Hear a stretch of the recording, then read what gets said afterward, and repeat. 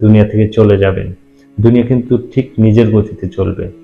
আপনার যে পরিবারের পরিজন আছে তারা কিন্তু বসে থাকবে না, তাদের জীবন ব্যবস্থা তারা চালাবেন।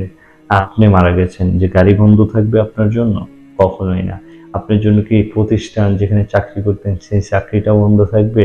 না ভাই, চাকরিটাও চলতেই থাকবে নিজ গতিতে। আপনি যেখানে পড়াশোনা করছেন, আপনি মনে করছেন যে আপনি মারা গেলে সবাই হয়তোবা কান্নাকাটি করবে। ভাই, কান্নাকাটি ১ দিন ২ দিন, ৩ দিন পর আপনাকে আস্তে আস্তে ভুলে যেতে যাবে। এই দুনিয়াটা কিন্তু আসলেই মানে মিছে। যেই দুনিয়ার জন্য আমরা সুদ খাচ্ছি, হারাম খাচ্ছি, আমরা ইসলামীভাবে থাকতেছি না। কিন্তু ভাই, বলা হয়েছে যে আখিরাতের জীবনে আসুন, যে আখিরাতের শস্যক্ষেত হলো দুনিয়া।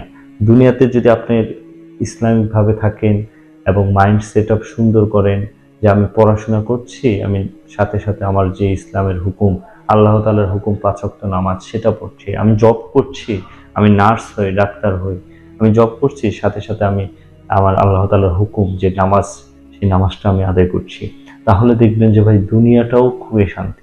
আমি বললাম, আমি আপনাদেরকে কথা দিচ্ছি যে আপনি যদি ৫ ওয়াক্ত নামাজ পড়েন, সাথে চাকরি করেন, আপনি আপনি যেই প্রফেশনে থাকেন, আপনার নামাজের জন্য শুধু প্রয়োজন কি জানেন? শুধু প্রয়োজন মন। এই মনটা যখন আপনি চলে আসবে, তখনই দেখবেন আপনার চাকরিও ঠিক থাকবে, নামাজও ঠিক থাকবে। আপনি চাকরি করছেন, আপনি পড়াশোনা করছেন, আপনি খাচ্ছেন, দাচ্ছেন, ঘুমাচ্ছেন, বাট আপনি আল্লাহর হুকুম কোনো পালন করছেন না।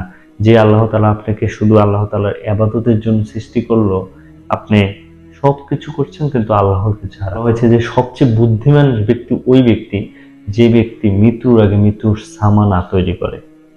বুঝতে পারছেন? আমরা বুদ্ধিমান বলি, যে বড় ডিগ্রি পেলো, যে বড় ডাক্তার হলো, ইঞ্জিনিয়ার হলো, বাহিরে চান্স পেলো, সে বড় জ্ঞানী। না ভাই, জ্ঞানী সে ব্যক্তি যে মৃত্যুর আগে তার নিজের জীবনকে মৃত্যুর সামানা দিয়ে তৈরি করে।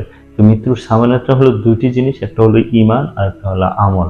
আমলের সর্বপ্রথম যে কাজটি দ্বারা আমরা শুরু করতে পারি সেটা হলো আমরা ৫ ওয়াক্ত নামাজ পড়তে পারি। আসুন না ভাই ও বোনেরা, আমরা যদি ৫ ওয়াক্ত নামাজ পড়ি, আমার লাইফ স্টাইল সুন্দর হবে, আমার দুনিয়া সুন্দর হবে, আখিরাতে সুন্দর হবে।